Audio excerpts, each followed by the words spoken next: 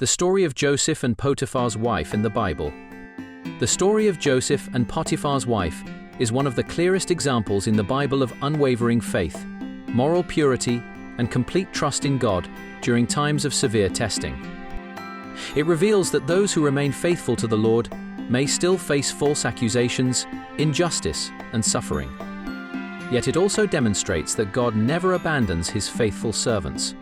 Instead, He works through every trial to accomplish His greater purpose. This remarkable account is recorded primarily in Genesis chapter 39 and forms an important part of Joseph's journey from slavery to leadership in Egypt. Joseph was the beloved son of Jacob, also called Israel. Because his father loved him more than his brothers, they became filled with jealousy. Their hatred increased after Joseph shared the dreams God had given him, which revealed that one day he would rise to a position of authority. Instead of accepting God's plan, his brothers sold him to a group of Ishmaelite traders who carried him into Egypt as a slave. Although Joseph's circumstances changed dramatically, God's presence remained with him every step of the way. When Joseph arrived in Egypt, he was purchased by Potiphar, an officer of Pharaoh and captain of the guard. From a human perspective, Joseph's future appeared hopeless.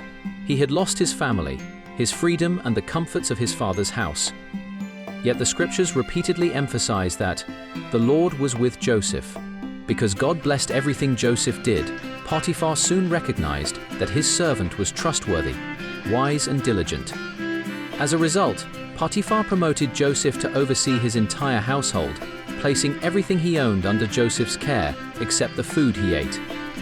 Genesis tells us that Joseph was handsome in form and appearance. His good character and attractive appearance eventually drew the attention of Potiphar's wife. Day after day, she attempted to persuade Joseph to enter into an immoral relationship with her. Her temptation was persistent and deliberate. She ignored God's standards for marriage and sought to satisfy her own sinful desires regardless of the consequences. Joseph refused every advance. His response revealed not only integrity toward his earthly master, but also deep reverence for God. He reminded Potiphar's wife that her husband had entrusted him with everything in the house, except her, because she was his wife. Then Joseph declared one of the most powerful statements about holiness in the Bible. "How then can I do this great wickedness and sin against God?" His words remind every believer that sin is ultimately an offense against the Lord, regardless of who else may be affected. Joseph understood that true faithfulness is demonstrated not only in public, but also in private, when no human authority appears to be watching. His obedience was rooted in his relationship with God rather than fear of punishment. Even though giving in might have seemed like an easy path to temporary pleasure or personal advantage, Joseph chose righteousness instead. His example encourages believers today to remain faithful to God's commandments, even when temptation is repeated and difficult to resist. The temptation did not disappear because Joseph said no once. Scripture explains that Potiphar's wife continued speaking to him day after day, but Joseph refused both to lie with her and even to spend unnecessary time in her company. He wisely avoided situations that could strengthen temptation or damage his testimony. His conduct teaches that resisting sin often requires both spiritual conviction and practical wisdom. One day, when Joseph entered the house to perform his duties, none of the household servants were inside. Potiphar's wife seized the opportunity. She grabbed Joseph by his garment and again demanded that he lie with her. Faced with sudden danger, Joseph made an immediate decision. Rather than remain and risk yielding to temptation, he fled from the house, leaving his garment behind in her hands. At this stage, if this video is interesting, take a moment to engage with it by liking, commenting, and sharing it. Humiliated by Joseph's refusal, Potiphar's wife turned her sinful desire into a malicious accusation. Holding Joseph's garment as false evidence, she called the servants and claimed that he had tried to force himself upon her. She twisted the truth to protect her own reputation and to destroy the man who had honored both God and his master. When Potiphar returned home, she repeated the same false story, presenting Joseph's abandoned garment as proof of a crime he had never committed. Potiphar became angry after hearing his wife's account. Although the Bible does not describe any investigation into the matter, Joseph was taken and placed in the prison where Pharaoh's prisoners were confined. Once again, Joseph suffered because of the sins of others rather than because of his own wrongdoing. From a human perspective, righteousness appeared to bring only hardship. Yet God's plans are never defeated by human injustice. The Lord was still directing every step of Joseph's journey, even inside a prison cell. The scriptures again declare that the Lord was with Joseph and showed him steadfast love. God granted him favor in the sight of the prison keeper, just as he had done in Potiphar's house. Before long, Joseph was entrusted with responsibility over the other prisoners because the keeper recognized his honesty, wisdom, and faithful service. Whatever Joseph did, the Lord made it prosper. His circumstances changed, but God's presence remained constant.